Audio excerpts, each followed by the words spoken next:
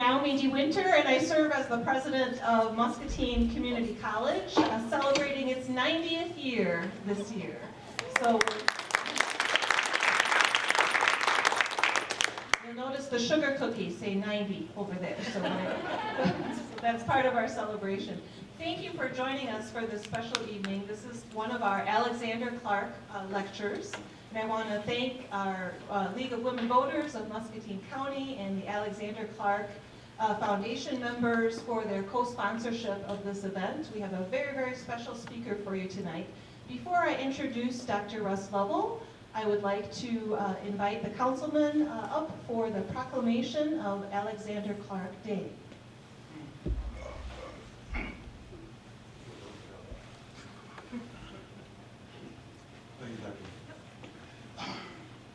Hi, everybody knows my name is Oz Malcolm. See how that works? Anyway, this was signed by the mayor, and this is Proclamation Alexander Clark Day.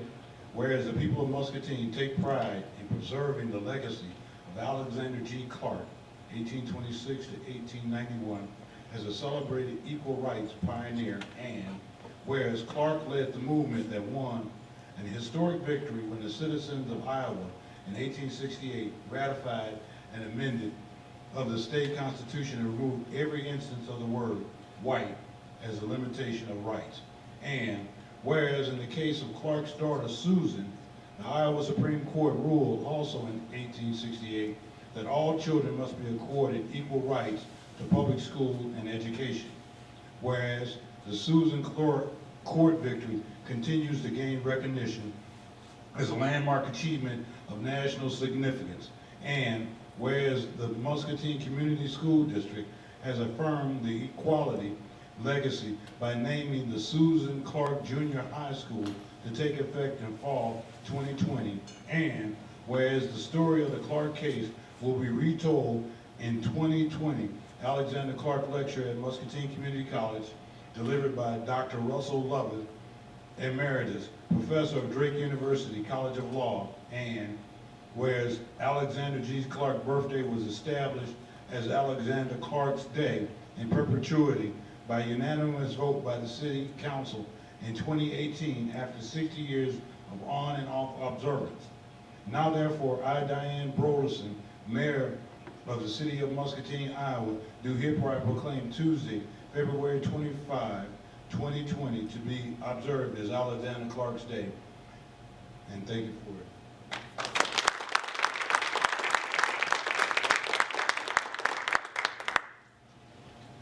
Now to the introduction of Dr. Russell Lovell. He is Professor Emeritus who taught at Drake Law School for 38 years. And he's actually co-taught with a friend of Muscatine, the late Mark Cady, former Chief Justice of the Iowa Supreme Court, 2 Robert Ray Society short courses on the historic civil rights decision of the Iowa Supreme Court. He was the catalyst of the 2008-2017 Chief Justice Cady appointed Lovell to an advisory committee on jury selection that proposed reforms that would help ensure racial minorities will be fairly represented on Iowa's juries. He's received numerous outstanding public service and civil rights awards from the NAACP, at the national, state, Midwest regional, and Des Moines branch levels, most recently in November of 2019 from the Iowa-Nebraska NAACP. He's also received a wide range of honors for public service from Iowa Legal Aid, the Black Ministerial Alliance, and from both the Black and Latino law student organizations at Drake. In 2018, he received the ACLU of Iowa Louise Noun Award and the Iowa Chinese Association's Leadership in Diversity Education Award. In 2013, he was honored by the Iowa Juneteenth observance as its Iowa Citizen of the Year. Upon his retirement, his former public service scholars endowed the Professor Russell Lovell Public Service Scholarship at Drake Law School. Please help me welcome the distinguished Russ Lovell.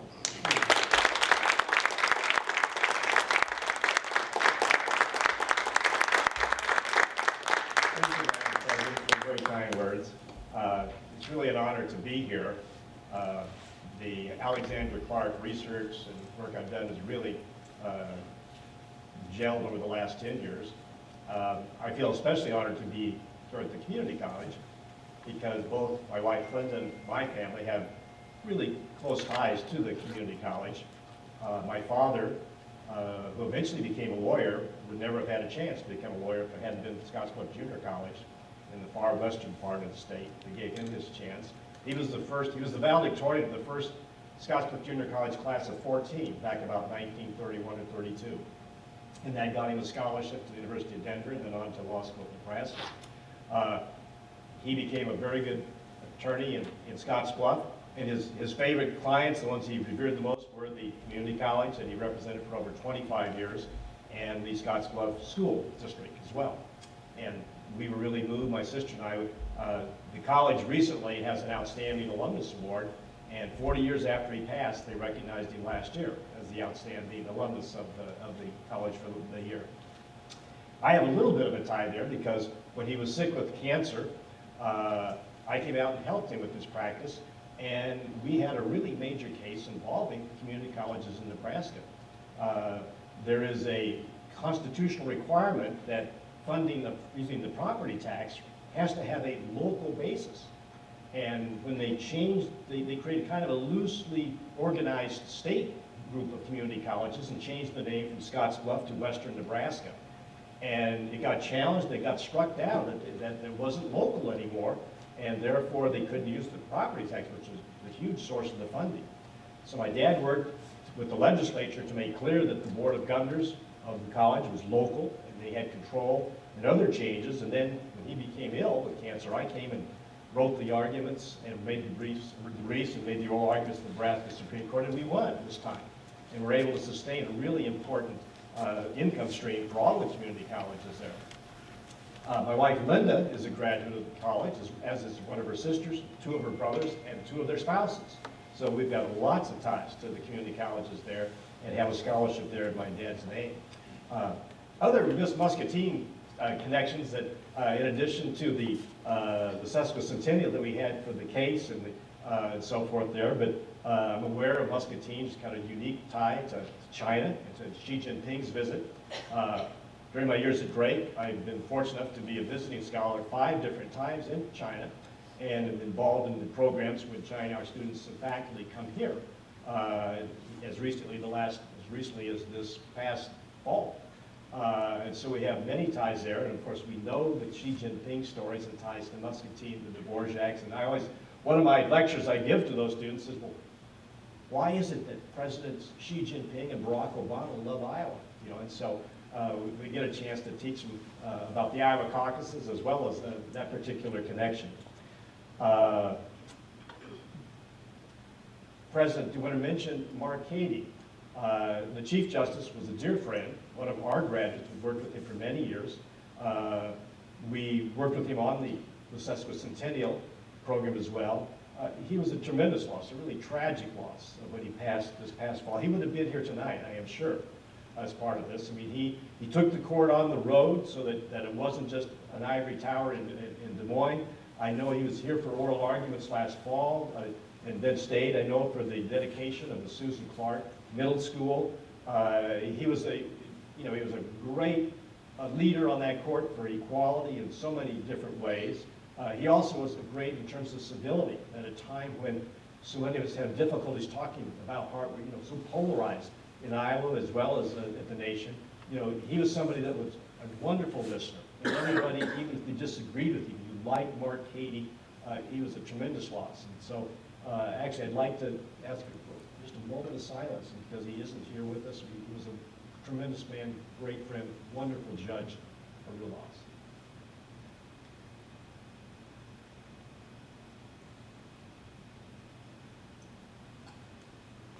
I feel that he's here in spirit with us. Well, this is a chance to talk to you about the Clarks, Alexander and Susan, particularly in the context of the case that the president of Drake University, Marty Martin, the dean of the law school, Jerry Anderson, and I wrote an op-ed piece for the Des Moines Register in January of 2018, in which we said that this case is one of the greatest cases in all of American jurisprudence. And it, much like Alexander Clark himself, has been lost in history. And so that was the reason that when it was the sesquicentennial, we dedicated our efforts to that, to try to tell that story, to tell why that case was so remarkable, so important for some American jurisprudence, and how it still has vitality today. And indeed, we got my favorite t-shirt shop, Reagan, to help us make the t-shirts for that conference. And so let me start with that, and we'll end with it as well. You know, we tried to, it's hard to write anything on a t-shirt. I found out working with Mike Draper, the president. You'd be amazed how much time it took to figure this out. But shine on, you bright radical star. Clark versus the board of directors of the Muscatine schools. I view it as Pink Floyd meets Ulysses S. Grant. We were trying to get a theme that would not only look at it as really important history, but how it's still relevant today. And that's, I think, a big part of the case's story, is that it was so important at its time, never fully got its credit for reasons I'll talk about today. But it does live on today, not only because of its rulings with regard to racial justice, but because of its principle that the case was decided under the Iowa Constitution's equality provision, not the 14th Amendment to the federal Constitution. And so that means that the federal Constitution's provisions for equal rights or even search and seizure protections are the minimum that can be afforded Iowans. But the Iowa Supreme Court can construe provisions of the Iowa Constitution to provide even greater rights. And indeed, they have done so, again, they revitalized that principle in the 21st century. The first case was State versus Klein in the year 2000. And it continued through, at least through Chief Justice Cady. I'm not as confident on whether the current court will continue to utilize that power, but we'll talk a bit about how it is that occurs as well.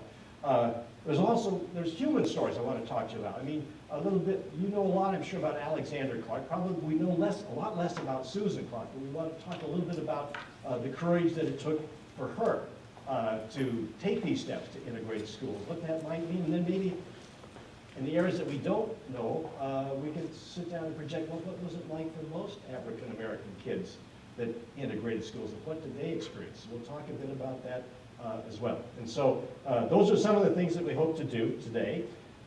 Let's see here. I had, well, before I forget it, and I'll have it at the end, you know, we did put together a wonderful website at Drake University that if you just Google, you know, Clark 150 Drake University, it'll come up, and it has all kinds of valuable, all kinds of links to different things. It has the Drake Law Review issue that we wrote, 13 of us wrote with regard to stories about the importance of the case and where it fit into things.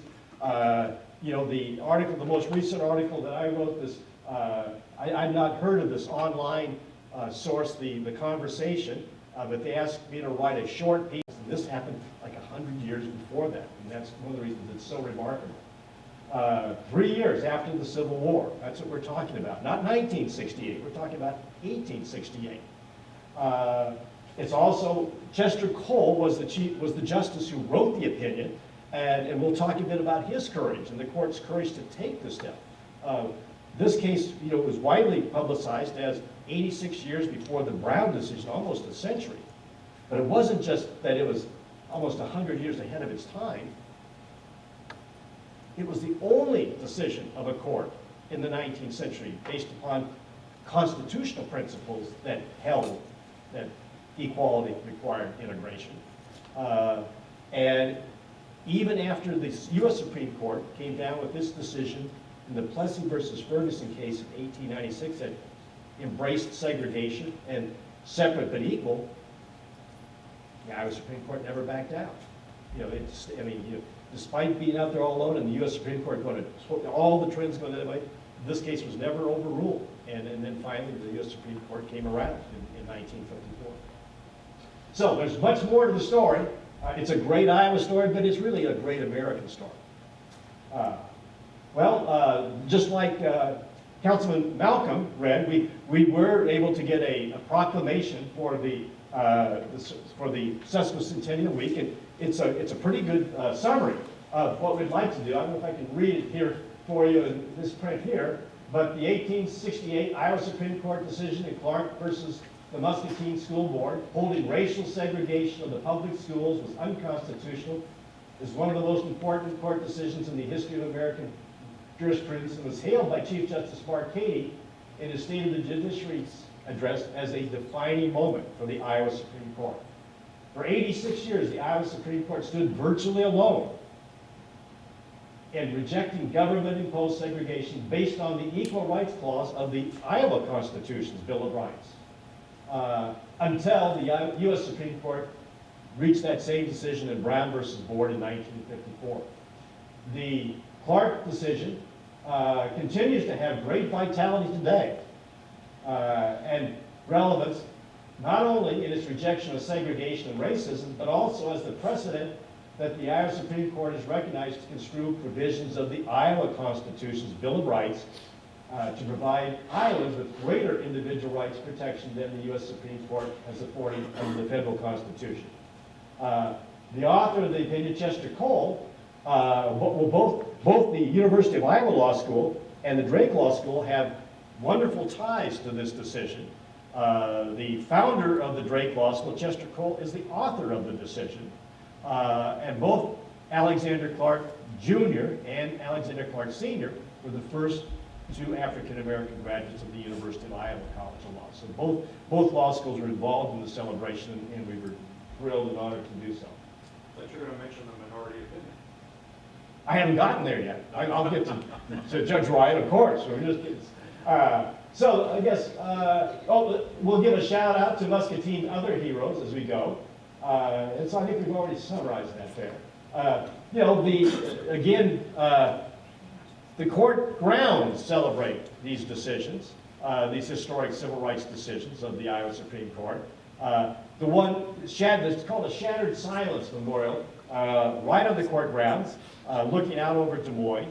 It's in honor of really 4 Iowa Supreme Court decisions of this era.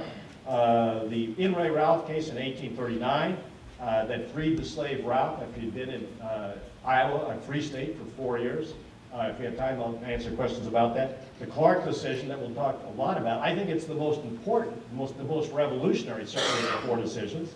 The Arabella Mansfield decision, enabling the first woman lawyer to be licensed here in Iowa in 1869. And then the Coger versus Northwest Union Packet decision, in which these equality principles were extended to public accommodations. Actually, a steamboat on the Mississippi River for a black passenger who was physically assaulted by the driver, or I don't know the words, the head of the steamboat anyway, pilot, I guess, because she wouldn't leave the white section in 1873. To give you some idea of where it's located, there, of course, is the state capitol, the Civil War Memorial, and here is the Shattered Silence Memorial. So next time you're in that area, stop by and take a look at it. It's really an important symbolic statement to the greatness of these decisions. The court has its own civil rights display. This is from about 4 or 5 years ago. I've tried to take photographs of the current one. My camera's not, it's glare and so forth, but anyway, the new one has a broader exhibit, a little better done. And one of the things that Chief Justice Cady accomplished, I think they're going to call it the Chief Justice Cady Learning Center, in the last 10 years, so much is done on computers and legal research and books that they no longer need the first floor of the building for books and files and so forth. So we can convert it to a learning center. And so the chance to teach more about these decisions and the court's work will continue in a broader fashion. And myself and David Walker from the Drake faculty and Todd Pettit from the Iowa faculty have been consultants on that, so we're excited about that. Okay, Alexander Clark Sr., one of the greatest civil rights leaders in the 19th century. I'm only going to hit some of the highlights. I'm assuming you know a lot about his career, but I wanted to put it in context, and then we'll dig deeper with regard to the role on the Clark versus Muscatine case. I think you probably know there's a PBS documentary on Clark. I think it's probably 6-7 years ago. Alexander Clark, Lost in History. It's really good. You know, 30 minutes of time, well worth your time in terms of that. Simon Estes is the commentator on that, does a really good job. It only gives the Clark versus Muscatine case about 3 minutes. You know, he deserves more than that, but nonetheless, it does a great job of telling his overall lifetime dedication to civil rights and the battles he fought.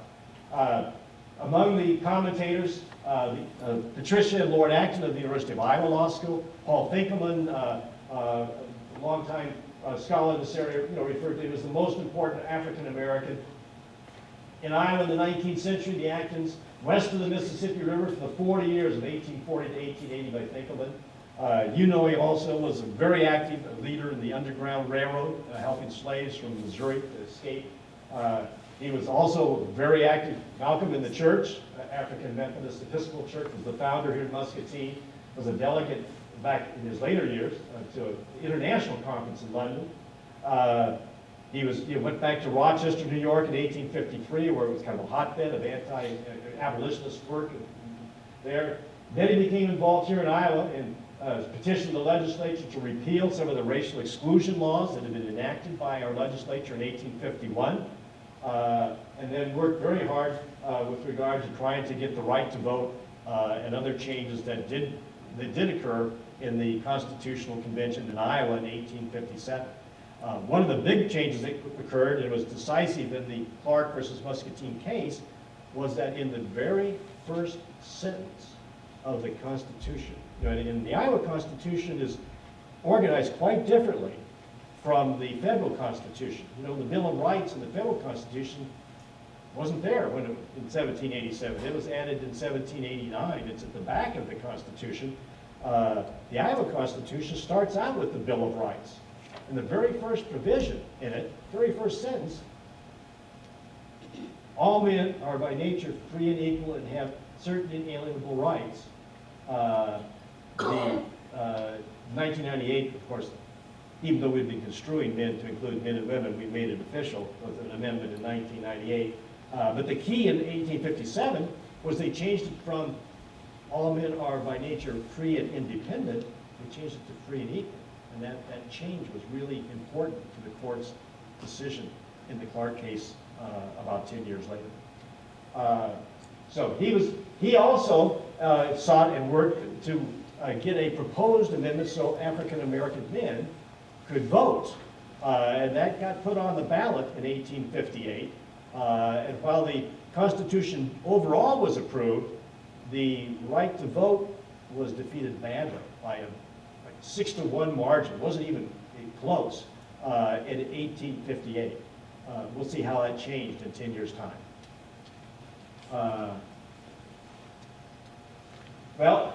He continued to work.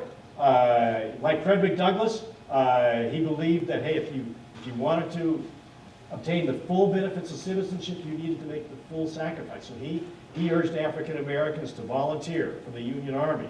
And indeed, he enlisted himself in a disability prevented him from service, but he continued to recruit. And then when the war was over, he renewed his efforts with regard to seeking the right to vote for African Americans. And the quote is, "He who has been trusted with the musket shall also be entrusted with the ballot." That the African Americans who had fought and served so valiantly during the Civil War, that should be the big difference in terms of seeking the right to vote in 1868. And it was during that campaign of 1868 when General Grant was running to become president, that he has this famous quote that we were drawing from. It referred to Iowa, the bright radical star of equality. But he was confident that they would in fact approve the right to vote in the constitutional ballot that fall. And of course, we did. And of course, we elected President Grant as well. And so That's the language we borrow from, you know, Iowa, you bright radical star. And the decision in the Clark case had come down in April of 1868. So we're confident that Grant was aware of that decision and its path-breaking right to equality that it established. Well, I'm not going to, I don't have time to give you the middle years and the later years. We got a book. But the Clark versus Muscatine schools also occurred in 1868. So we're going to skip over these two. If you have questions, we can come back. As I mentioned, both Frederick Douglass and Alexander Clark worked hard to recruit black soldiers to volunteer for the war. They were successful. That roughly 10% of the Union Army was African American by the conclusion of the war. Over 40,000 black soldiers died from combat and disease. Here's a promotion poster that was used to recruit African Americans in that era. Well, we know who that is. There's a Civil War memorial down in, they finished the refurbishing now. You don't need to see all the construction.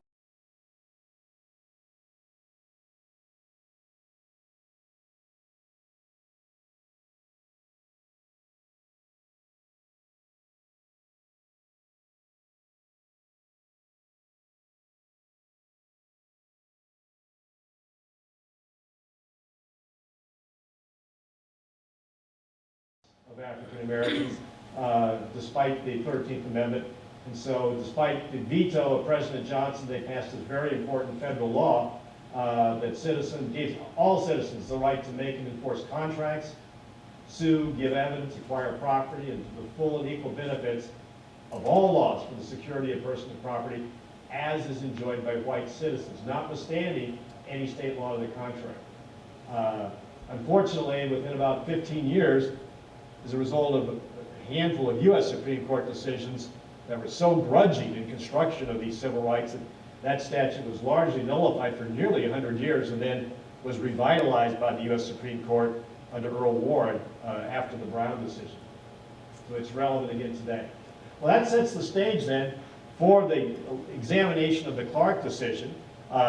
This isn't from Muscatine. We couldn't find a picture of the black school in Muscatine.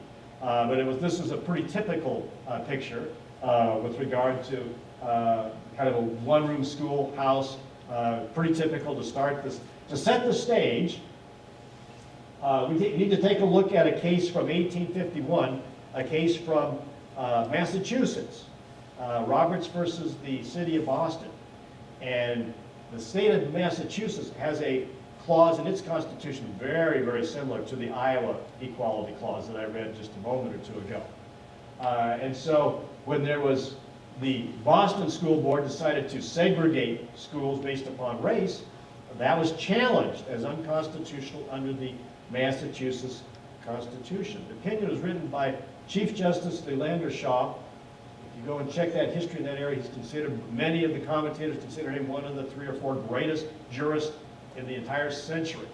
But that court upheld segregation, basically indicating that the legislature had delegated broad discretion to local school boards with regard to all kinds of policies and considerations, and that segregation was just another one of those policy line drawing sort of things. And if it was reasonable, it was constitutional.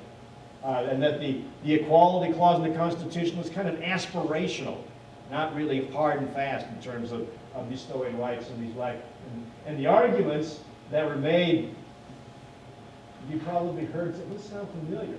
It's urged that the maintenance of separate schools tend to deepen and perpetuate the odious distinction of caste founded in deep-rooted prejudice and public opinion. The court said, when the prejudice against blacks exists, it's not created by law, probably can't change by law, or by requiring colored and white students to associate together in the same schools. That sounds familiar. That's essentially the language that the U.S. Supreme Court adopted in the Plessy versus Ferguson case in 1896, almost a half a century later. Now the Massachusetts legislature, a few years later, they ended that. They indicated, hey, segregation was not permissible. So they did it by statute. But the Massachusetts case was still there, and we'll see that case, despite it effectively being overruled by the Massachusetts legislature, it still dominated judicial opinions, and indeed has heavily influenced the U.S. Supreme Court. Okay, Clark versus Muscatine. Now, it's true, this is post-Civil War. Okay, that's important. Okay, that's important. I mean, the Roberts case was pre-Civil War, but we'll see that the courts never viewed it any differently as a precedent in the other states. Alexander Clark requested that Susan be allowed to attend the neighborhood school rather than the separate colored school here in Muscatine. He made his plea initially in an open letter that was published in the Muscatine Journal and about the unequal quality of the segregated schools. He noted the distance that it was from where most of the black children lived.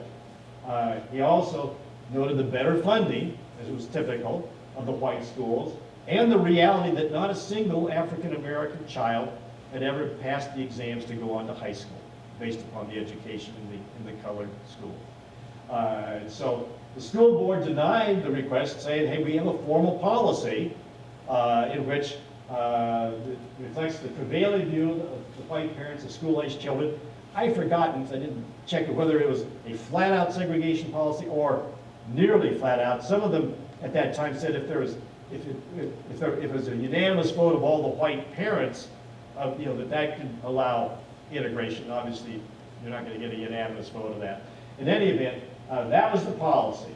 The suit was filed in the state district court by Susan as the named plaintiff, with her father as the next friend, effectively the plaintiff. And they petitioned for a writ of mandamus. It's a very technical word, but it means that they were a court order to require.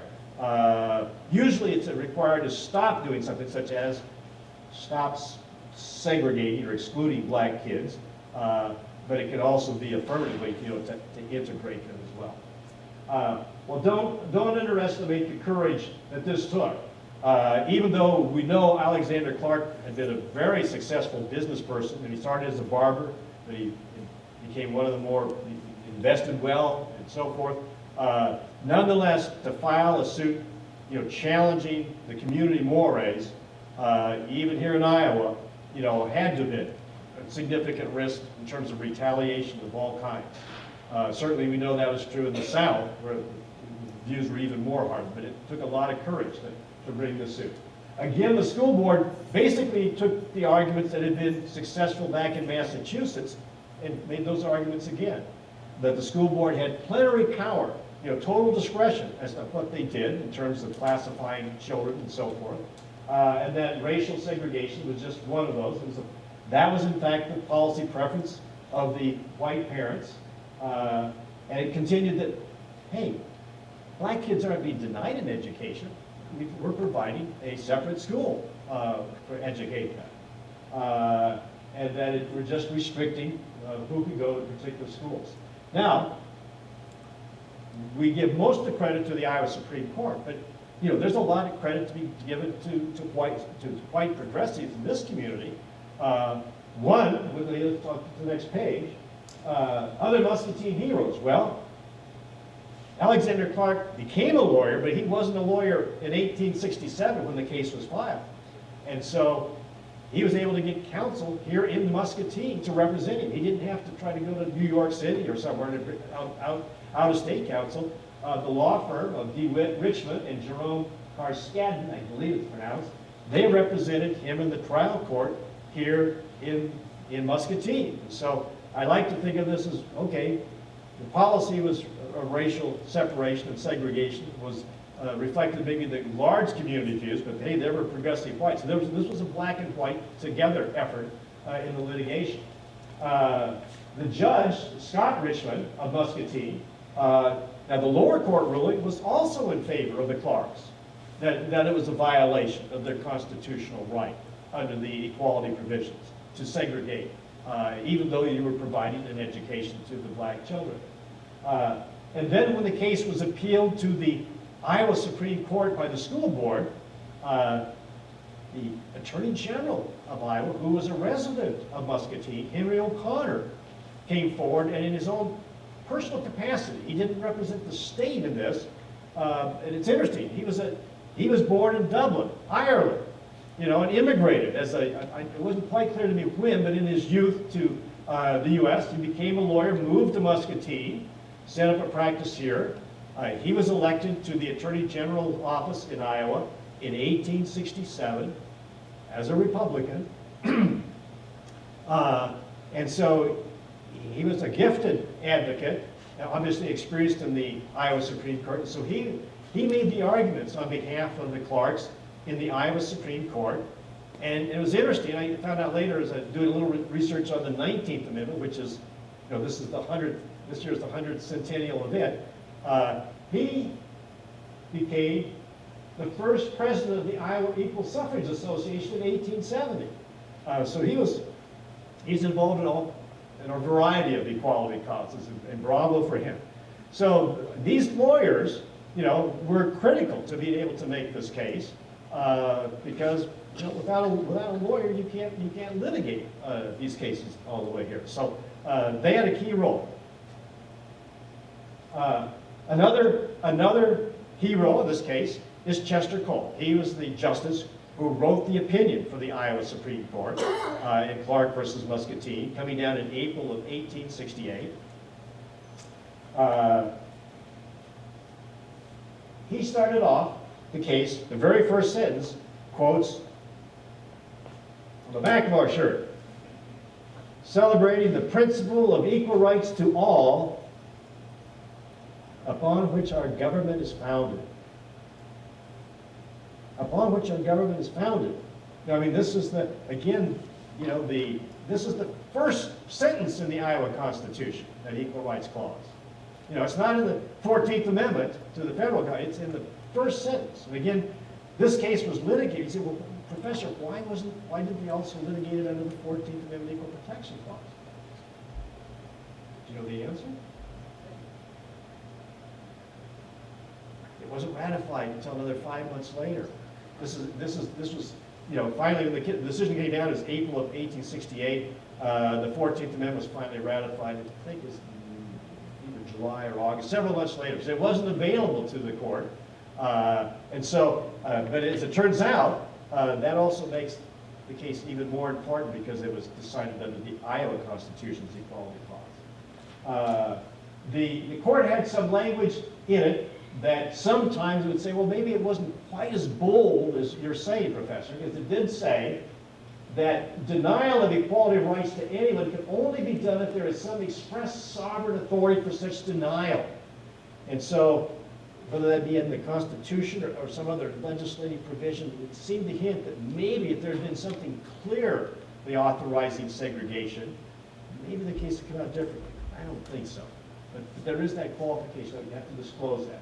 So in addition to the principle of equality in Article 1, Section 1, the court also relied upon Article 10 of the Constitution, Section 12, which required the education of all the youths of the state through a system of common schools.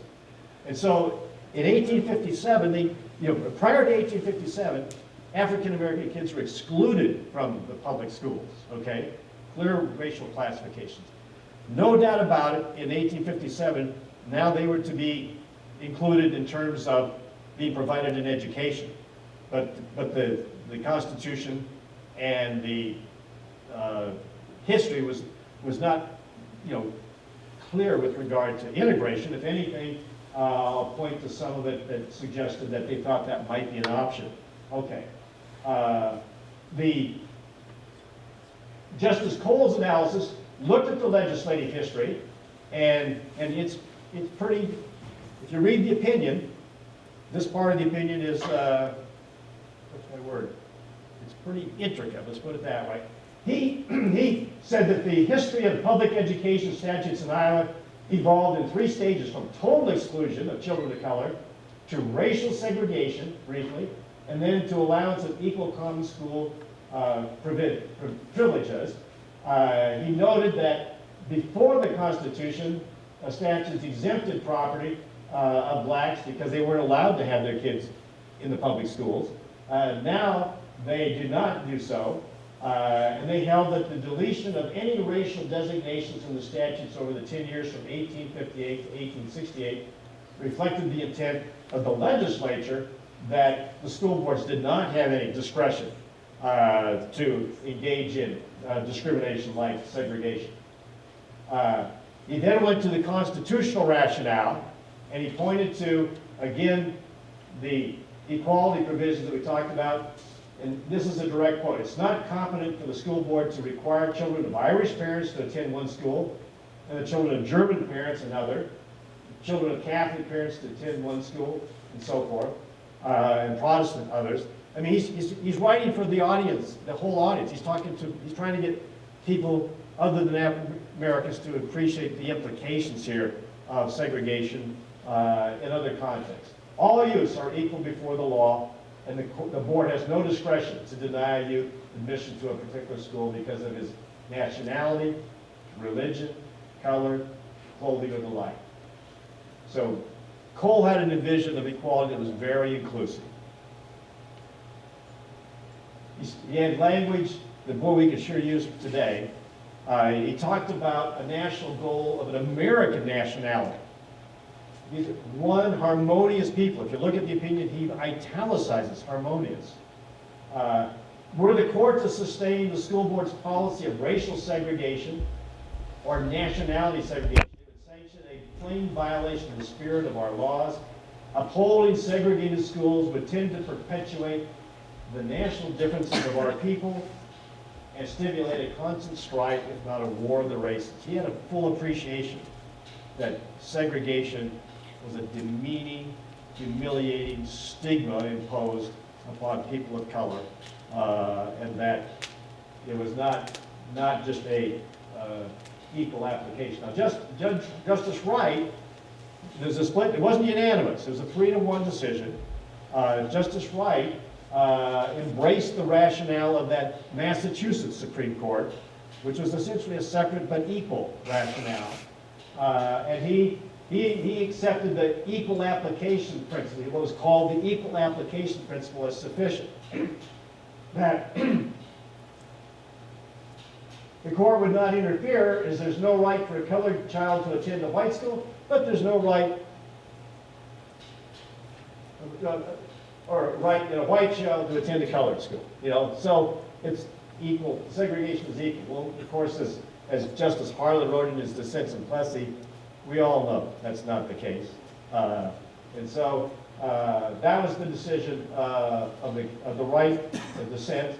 And he did say if there wasn't adequate schooling for Susan Clark in the black school with regard to grammar, that was one of the issues, then he would make an exception and say if there wasn't adequate schooling, then in that narrow exception, she could go to the white school.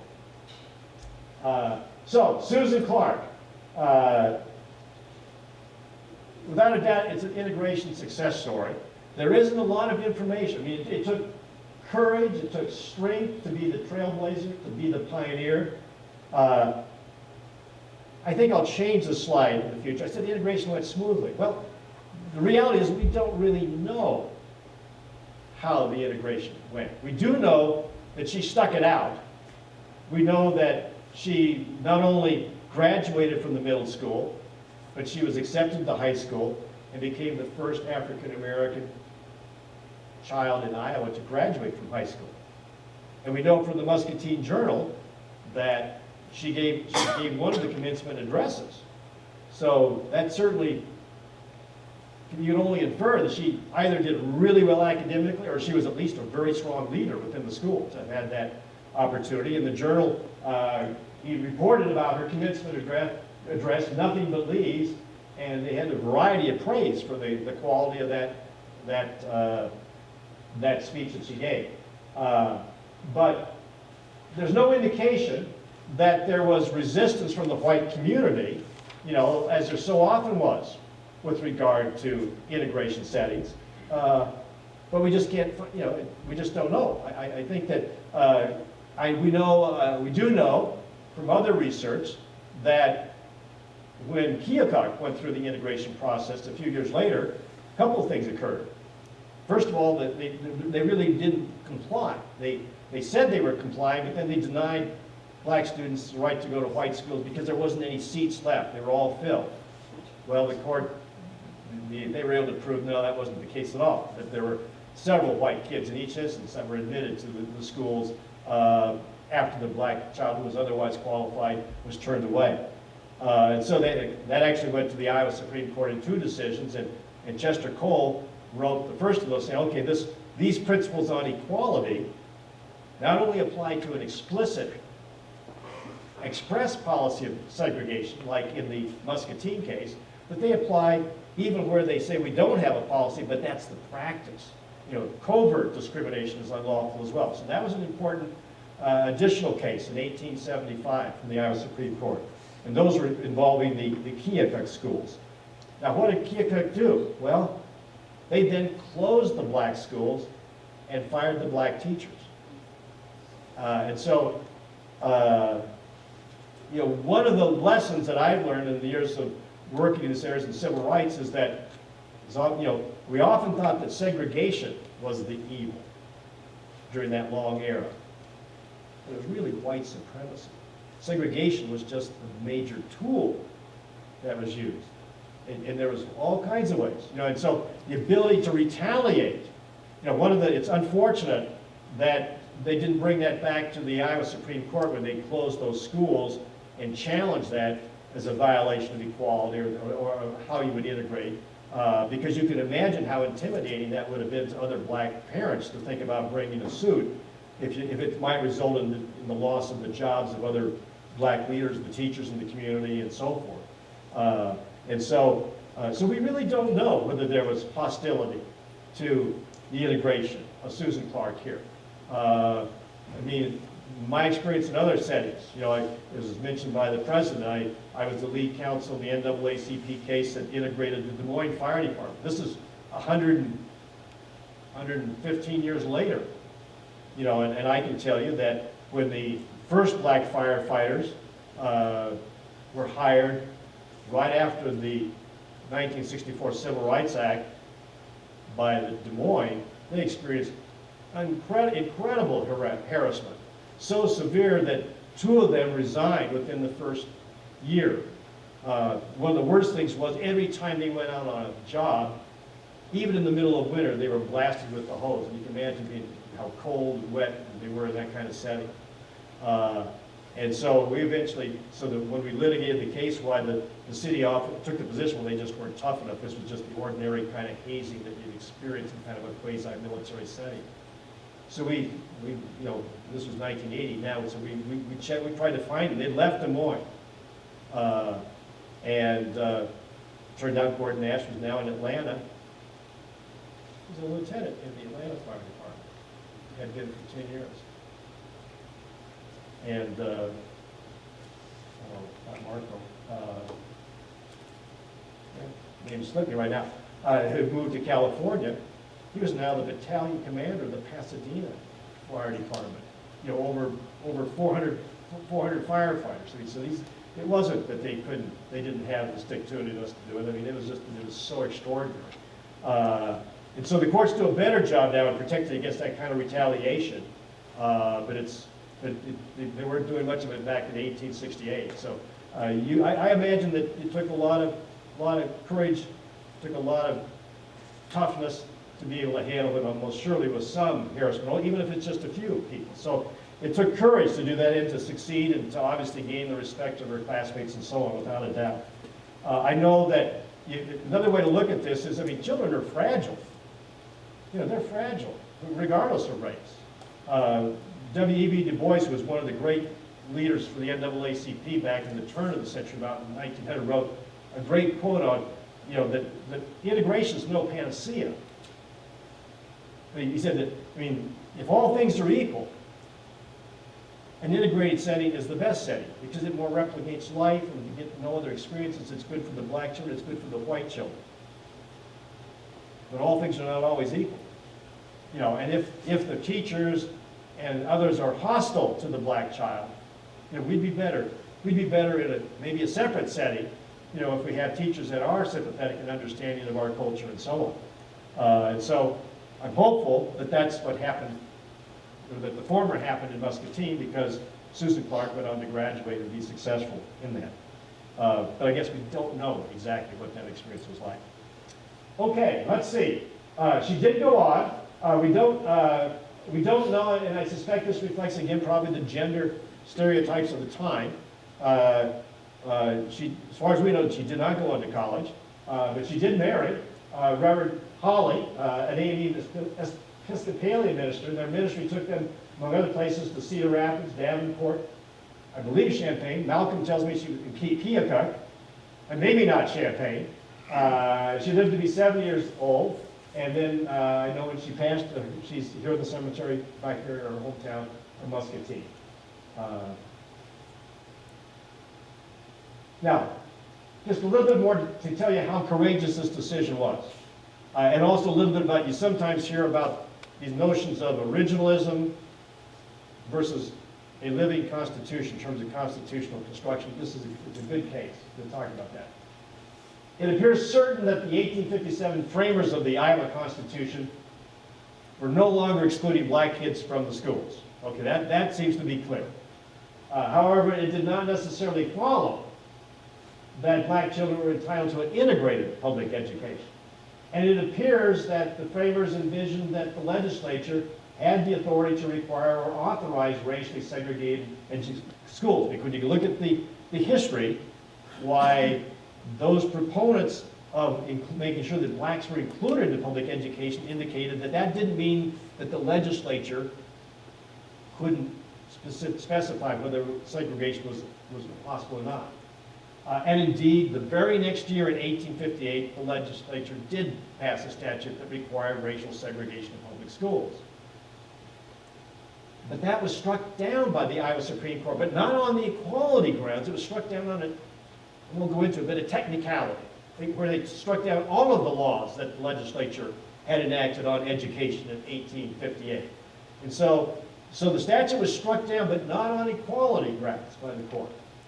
And then after that, there was no more legislation with regard to segregation in the Iowa schools coming up to, and then so the school board was acting on its own. It wasn't acting pursuant to a state statute when they passed their segregation policy. So this is what I wrote in the Drake Law Review. Now, okay, in 1857, when the Iowa Constitution was amended, even the most progressive whites that were against slavery, you know, very few of them could imagine African Americans as equals. I mean, you have to remember that by law, it was a crime to be educated if you were a slave. You know, and you could, you know, it could be even the death penalty if, in fact, you know, so almost all African Americans were illiterate. I mean, with a few exceptions, the Frederick Douglass and so on. And so they had no conception in 1857 as what that might mean. The court in Clark chose the living constitution approach that allowed the justice's decision to be informed by the better appreciation of the human potential of African Americans based upon what? Based upon that extraordinary valiant service they did in the U.S. Army in fighting in the Civil War, over 200,000 of them, and their abilities and their ability to learn and to be able to fight and so on, gave them a whole different perspective of the potential of African Americans. And so to take a living constitution approach means you can take that into consideration, what they learned from the Civil War after the framers, you know, fashioned the equality provisions in 1878. It did not mean that the Constitution meaning equality was going to be governed by those views in 1857, where the very next year they passed the segregation statute, but could indeed take, because those views could not possibly have predicted the performance of the African American soldiers during the Civil War. Now that living constitutional rationale is not explicitly mentioned by the court in the Clark decision, but certainly it's consistent with that. And I know Chief Justice Cady in articles he's written, you know, uses that as a powerful example of why the living constitution approach is a better way. Now the originalist view might have reached a much different result. probably would have reached much more like a separate but equal result. Because they would have said that the Article 9 on education probably gave discretion to the school board to segregate. Because it doesn't say, it just says that everybody's entitled to a public education. It doesn't say anything about integration. And of course, within 1 year, the legislature enacted a statute that required segregation. Even though it was ruled invalid, it wasn't because of that it was unconstitutional under the equality provision. Since everything was silent to that, since after that, why wouldn't you just assume that there was discretion in the school board to effectuate that segregation policy if they thought that was reasonable and best for the children of the community? Well, people often ask, well, how is it that this court reached this really progressive decision? 86 years before Brown versus Board of Education. On its own, they couldn't rely, there was no precedent from California, there was no precedent from New York, there was no precedent from Massachusetts. In fact, the precedent from Massachusetts went the other way, remember? How is it that the court reached this decision? Well, a lot of times, the court may talk in terms of explanations, in terms of equality and so on, but other forces are at work. I, for one, think that the valiant effort of the blacks in the Civil War, by so many, and by black Iowans as well, had a huge impact on this decision. Katie, in an article he wrote, also suggested that Iowa was a frontier state, and that one of the qualities of the frontier was that we were all in it together, and people came to help each other. And so he thought that the conditions of life on the frontier made men plain, common, unpretentious, genuine. So he thinks that was part of the thinking. But he does acknowledge that the Civil War galvanized a more widespread support for suffrage reform and civil equality. And African Americans participated in that war as part of the first Iowa Volunteers, later organized in the 60th U.S. Colored Infantry, and 287 of those were Iowans. David Rodnack said over 1,100 African Americans from Iowa served in the U.S. Army during the Civil War. I know that Tom Witowski and Mark Hansen have written a book, and they have a chapter on Chester Cole's racial justice commitment. And Cole, remember, he's the author of the opinion, even as early as 1865, 3 years earlier, had come out in support of the right to vote for black men. Not just limited to those that served in the Civil War, although almost all black men in Iowa did serve in the Union Army. But that again made that argument, the bravery and skill in combat, qualifies them to be able to exercise, and so they should be able to have the right to the ballot. At that time, only the 5 New England states permitted black males to vote. He said that Cole should take the lead. And of course, maybe the quote from Grant. I don't have time to talk about that. I've already told you that he was the founder of the Drake Law School. I think I'll just skip to get. The first law building on the Drake Law campus is the Chester Cole Hall. It was dedicated in 1903. You can learn more about it in the articles in the Drake Law Review that we published. But the buildings, this is current. It's not a law school building now. It's undergraduate admissions. There's some new plaques that have been dedicated to recognize the decision and tell us of the importance of Chester Cole in his leadership position.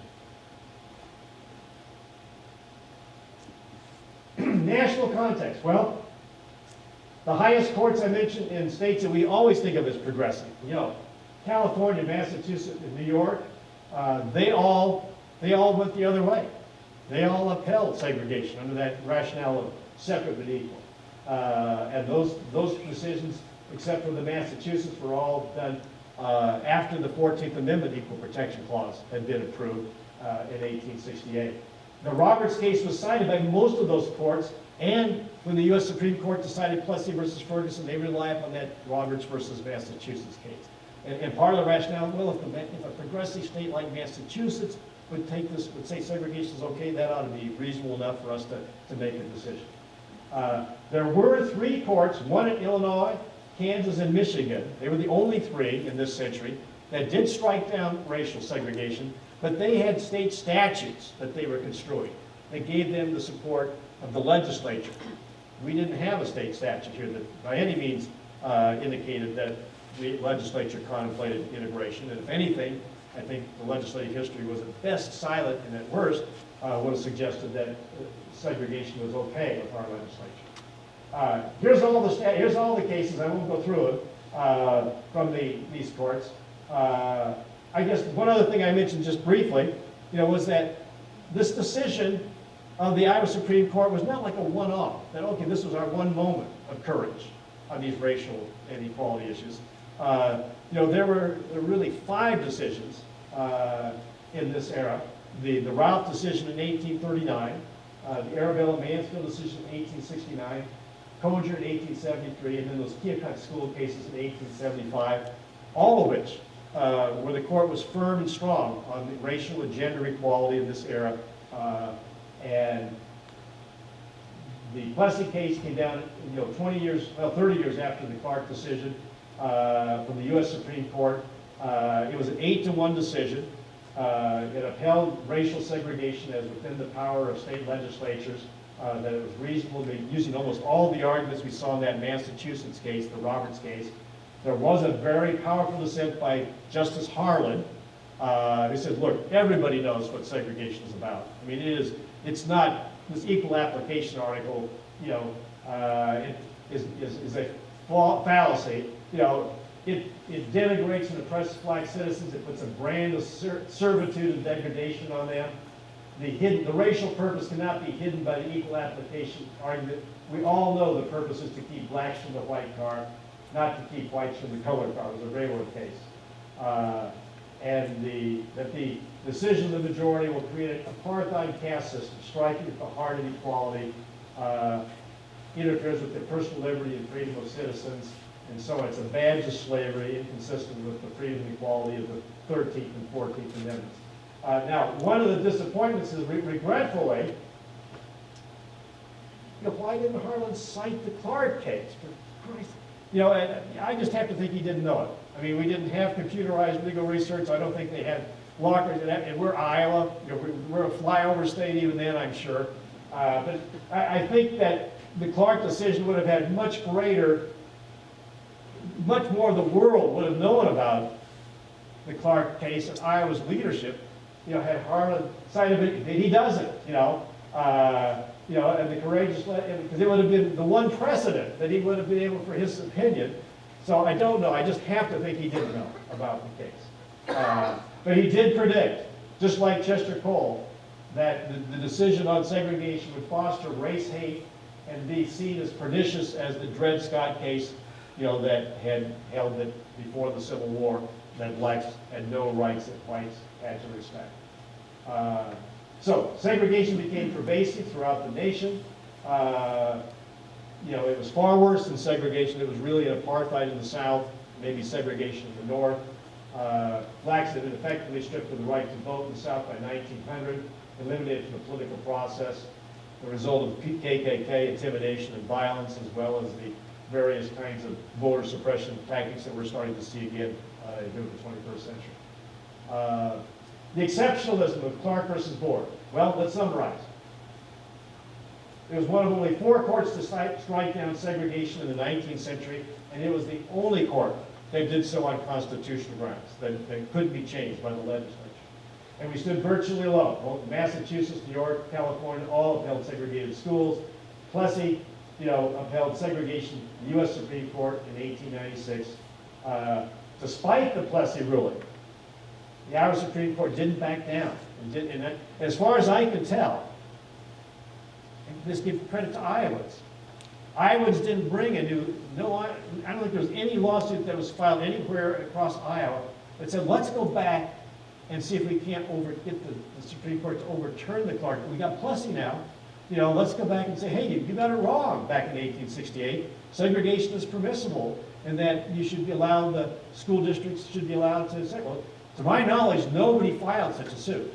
In any event, the court didn't really give any clues that, you know, because courts can give clues, even in other opinions. It might say, hey, almost like saying, hey, bring us that case. You know, there was a 1909 case that I didn't like, but it acknowledges Plessy, but it certainly doesn't give a clue that, hey, we're open to reconsidering the Clark decision. And of course, Clark was 86 years before the landmark U.S. Supreme Court in Brown versus Board. We were the pathbreaker, the first court to strike down public school segregation. Being first is really important. I mean, that's, it takes courage to be first on something like this, as controversial as it be. Segregation was the practice in the majority, the vast majority of districts, including the District of Columbia, you know, where Congress fashioned the rule. It was not a one-off, but one of 5 major equality rulings during this era. It was based on state constitutional grounds, making it revolutionary, and the court did not back down during the 58 years between Plessy versus Ferguson and the Brown decision in 1954. Well, I mentioned already U.S. grants Iowa Wright radical star language. It turns out that Clark and Chester Cole, the justice, were good friends. And in Ron Chernoff's book on Grant, which is a good one, his biography just out recently, it talks about the one time that Grant came to Des Moines, and Cole hosted him in his own home during his visit, and showed him around. He made a pretty landmark speech on public education and separation of church and state in terms of school in that. So I'm confident that Grant knew about the Clark decision when he made the comments a few months later about Iowa, that Wright radical star, and that we think Iowa's going to do the right thing to provide suffrage for the African Americans as a result of their work in the war. So there's my T-shirt. You've already seen that. He didn't wait for the election return. The case was decided on April 14th. Later that year, we did ratify the 14th Amendment, and Alexander Clark got another huge victory because blacks were allowed the right to vote in Iowa. Grant was elected president, and the amendment to allowing the blacks the right to vote. Now remember, this 10 years earlier, it lost by a margin of 6-1. I think it seems like it was about 8,000 in favor and 48,000 against. This time it won by 25,000 votes. I mean, what explains the difference? Well, I think a lot of it goes to the Civil War and the performance talents, and a whole new vision in terms of equality for African Americans and their human potential. I think we talked about that. Well, here is the Clark home. Not a really good photo. It's not actually. That's not it? No, this is. That first one. Oh, that was the same place? And it was wrong. We had to fight for years to get out of Wikipedia. Well, still get that out. Well, anyway, well, I have been there. You can tell by the trees it wasn't this morning. Anyway, you know, I think that I know that I talked about retaliation, and I know that I don't know exactly if that's ever been resolved, but I know there were those who thought that the original home burned down, that it may well have been arson, you know, and that even though that would have been, I think, 1878, there was some speculation I saw that it might have been because Alexander Jr. had been admitted to law school at Iowa that year. But a lot of times, Judge Mark Bennett, federal judge, he says, you know, a lot of times, those who retaliate don't usually do it right away. They're crafty. They'll wait until the right moment, maybe even years later. So if there was arson or it was retaliatory, it might have been for the Clark decision, but they waited for 10 years. Well, here are some of the great resources. I can post this on you, but go to the Drake Law Library online site. It's got all of the information. It's got my PowerPoints. I don't think that's the latest one I've gotten here, but to get more background information, I think I often stop. Imagine where our country might be today.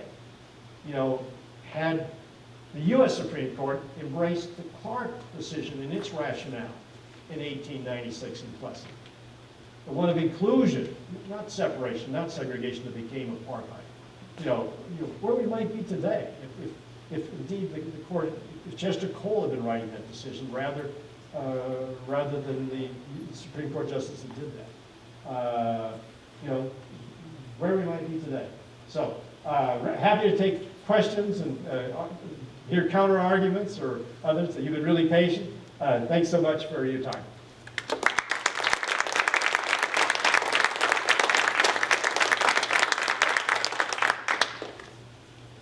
Yes, sir.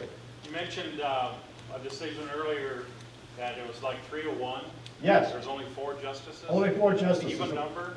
I don't know whether that, and I don't know whether that was because there was, a justice hadn't been replaced. Because ordinarily, appellate courts will be an odd number, so you can have a majority in each instance. It turned out it wasn't an issue, it was 3-1. All of the justices were Republicans, and they were, all of them had been major supporters of the Civil War effort, and so they were in the Justice Apple of the current Supreme Court has a good article here, and this is not, this is written for a whole audience, so don't be intimidated because it's in the Drake Law Review, in which he discusses the many family ties of these justices in the both anti-slavery, the abolition movement, and so on. And so when you realize, you know, these are human institutions, you know, and so that's very interesting as well.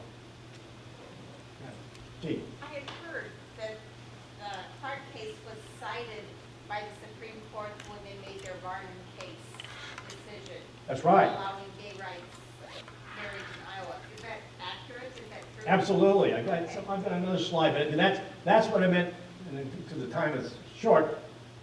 The Varnum decision, and there's also prior to that,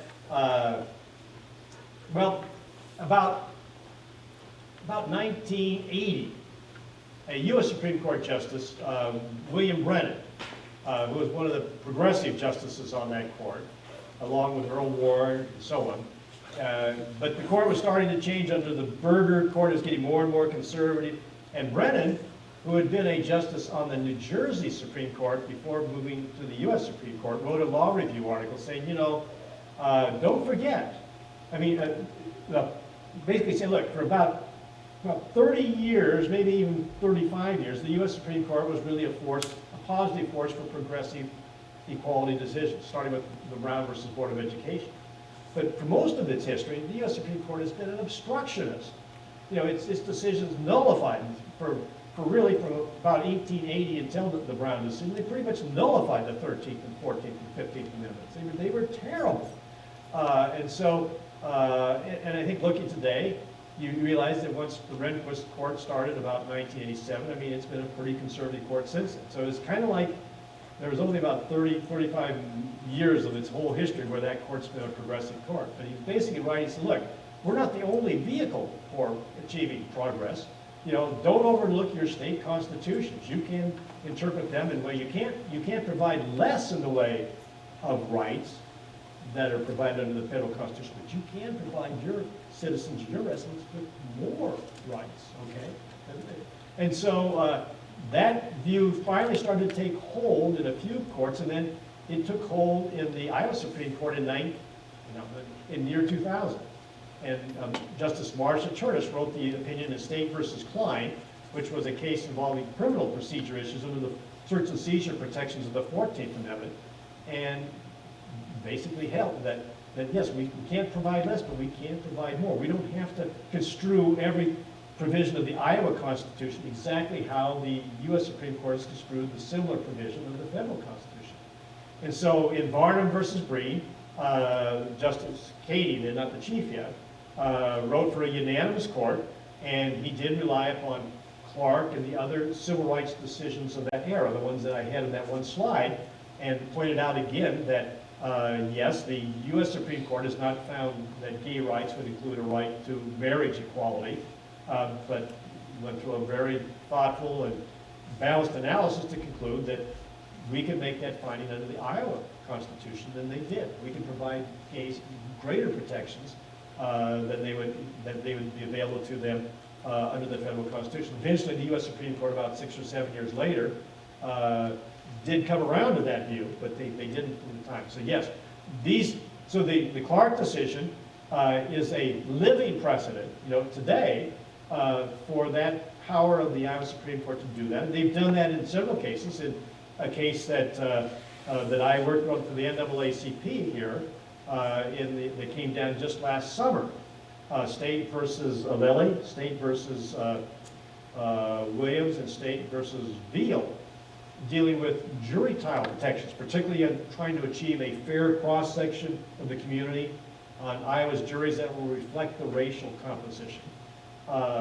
Justice Mansfield, writing for the majority, it was only a 4-3. I wish it was more. I wish it was 7. Held that under the Iowa Constitution, we could provide greater protections. Again, in this instance, it's so established he didn't even cite the cases, but that's the principle it's drawn from. It's from the and the Clark case would have been the very first of these cases that did that, because it was decided again not under the federal Equal Protection Clause, but under the state Equality Clause, Article 1, Section 1. Great question. Yes, sir. We forget sometimes our history, because the formation of common schools was a much debated topic in Massachusetts when the first common schools were formed. And they only wanted certain people to be able to attend schools. And the evolution of that was Iowa and the common people in the Midwest were much ahead of the East Coast, who were more interested in a different style of public education.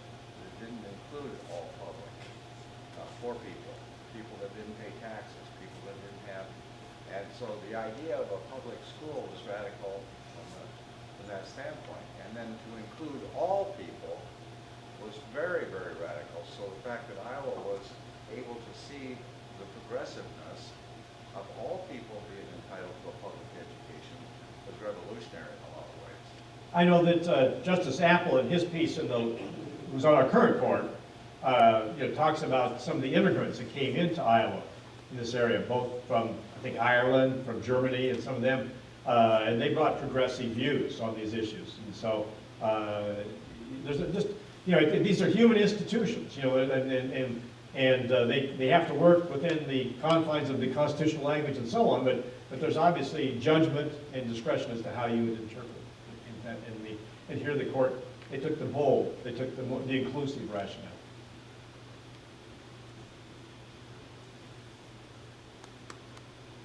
Don't be shy. Well, yes, sir. So, there's a lot of people that talk to the idea of an activist judge, judiciary. Can you speak a little bit about activists versus strict interpretations of the Constitution? I mean, to me, it's all judgment within the framework of the law. It's a really difficult question to answer in a few words. Yep. But I think that in the political world, why those who were challenging, say, some of the equality decisions, like Brown versus Board of Education, which did overturn, it overruled the Plessy case, and it overviewed that as a precedent. I don't think there's anyone today, or hardly anyone today, that would say that that wasn't the right decision to make at that point. But the Warren Court was branded by many as an activist court in doing that. I think that typically, it's one of the things where conservative commentators and conservative political figures have been pretty successful in painting activism as bad by liberal courts. But if you looked at the U.S. Supreme Court over the last 20, almost 30 years, where you've had conservatives in control, the Rehnquist Court and now the Roberts Court, I think a better way to look at activism is, how many times has the court held a statute passed by Congress as unconstitutional? And if you go back and look, the Rehnquist and the Roberts Court, they struck down big portions of the Violence Against Women Act. They struck down the Civil Rights Act of the most recent one that was passed by the Senate. Can you imagine? That Civil Rights Act, Voting Rights Act of 2010 was passed by the U.S. Senate by 98-2. And yet the U.S. Supreme Court struck the key portions of that down. The conservative U.S. Supreme Court struck that down. You know, so you know, the Rehnquist and the Roberts Court by far have struck down more federal laws as unconstitutional, far more than, say, Earl Warren's court ever did. You know, and so that to me is activism. You know, because you're striking down the view of the majority there, and you should do that pretty sparingly. But those are kind of the issues that you know, but you're right. I mean, there are some times when it's very clear, you know, in terms of what the statute might require. But there's other lines. There's a lot of judgment that's available, and you know, I think it probably, like at the U.S. Supreme Court level, probably 85 to 90% of the cases, you know, that ideology or the liberal or conservative doesn't come into play. But there are, you know, a number of, you know, that small percentage, but they're often the really important decisions where values and experience and a worldview makes a difference as to how you might interpret language that's pretty broad brush when you talk about equality and what that means.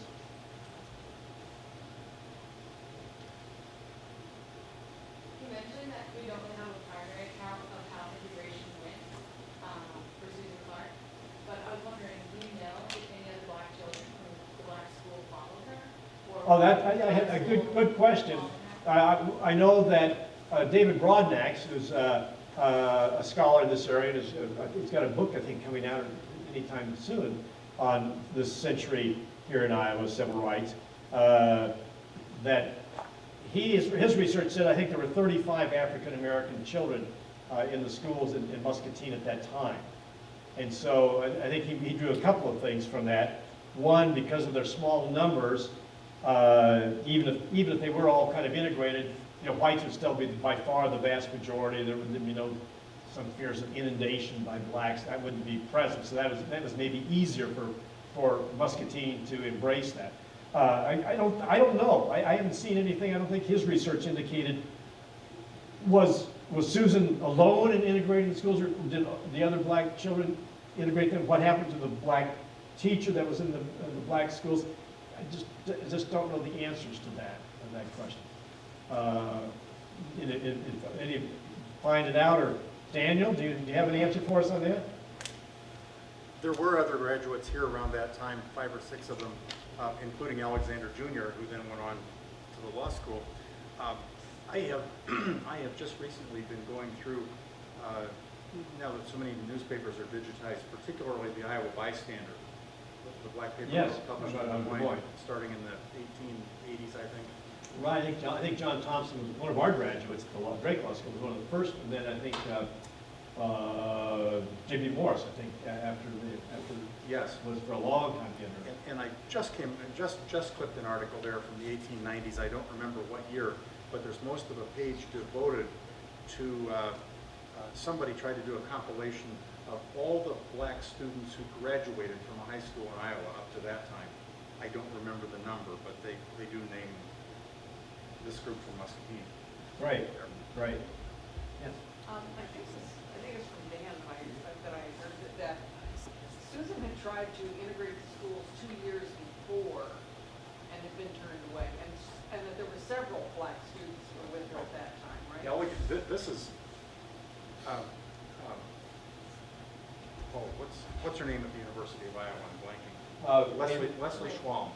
Okay, I don't know Leslie. In her book, Emancipation Diaspora, makes a brief reference, cites the Muscatine Journal as saying Alexander Clark tried to send his kids to school in September 1865. Okay. And I've gone back and found that article, or a couple of articles in the Muscatine Journal and other the older daughter, Rebecca, maybe that's Rebecca, Susan, and Alexander, all three.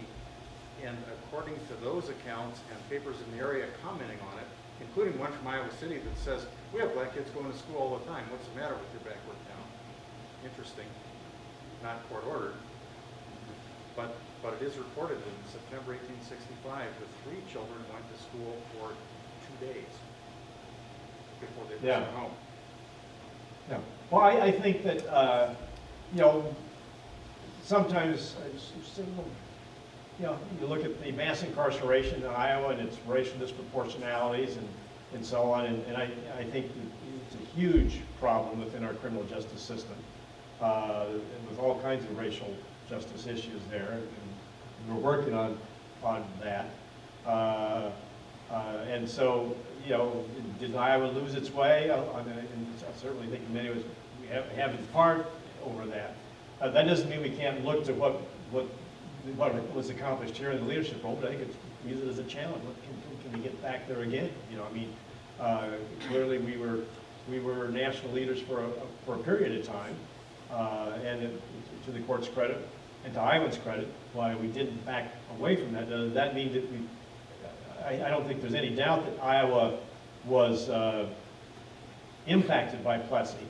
You know, I mean, if you look at some of the Iowa Supreme Court decisions around 1908 or 1909, you can kind of, on some of the public accommodations, they didn't have the generosity. They were pretty grudging decisions, you know, and at the same time, as I said, they didn't roll back, they never overruled the Clark decision, which is, I think, really, really an important to stand their ground. And then in 1948, they got another important decision involving public accommodations, and that was the Edna Griffin, you know, protests in downtown Des Moines, the lunch counters, again, 8 years ahead of Rosa Parks and the effort that Martin Luther King and Chief made in Birmingham or in Montgomery. And so the Iowa Supreme Court's decision there was important because it affirmed the conviction of the cats, the store owner that wouldn't serve them. I mean, it doesn't have any of the broad, inclusive language that we see in the Clark case. It's pretty narrowly written, but the symbolism was still very important, you know. But then, you know, the Brown case came down in '54, and then the federal courts largely took the lead in this area for about 35 years. You know, and then as they've kind of backed down and out of the area, or at least a more grudging approach, why other state Supreme Courts have emerged, like the Iowa court did in 2000. And I think it had a fairly progressive run until the Chief Justice died. You know, in November. Things have changed a lot in the last few months.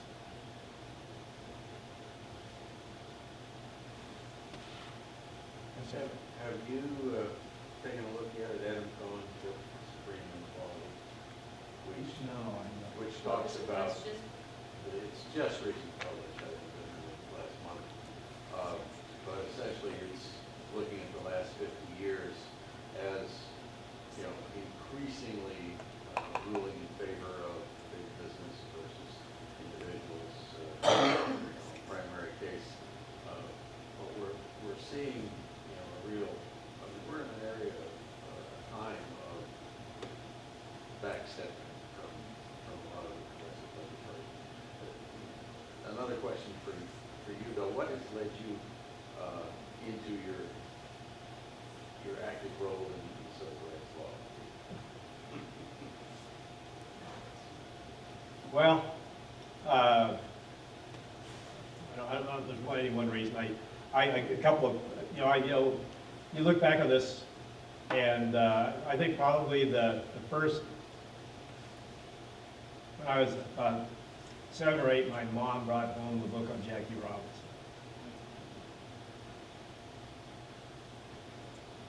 And it really resonated.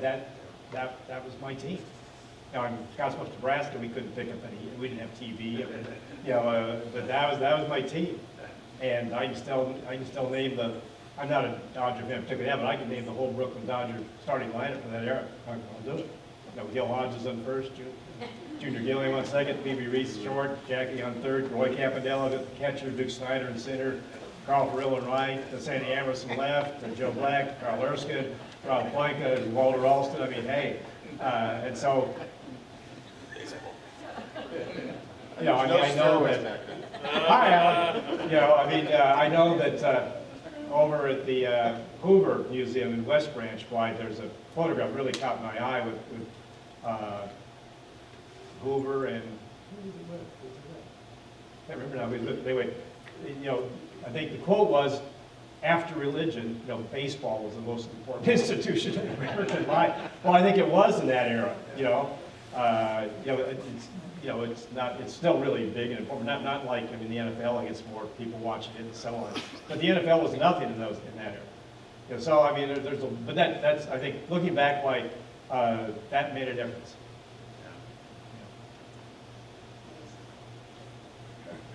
So well, you've been a great audience. I sure enjoyed it.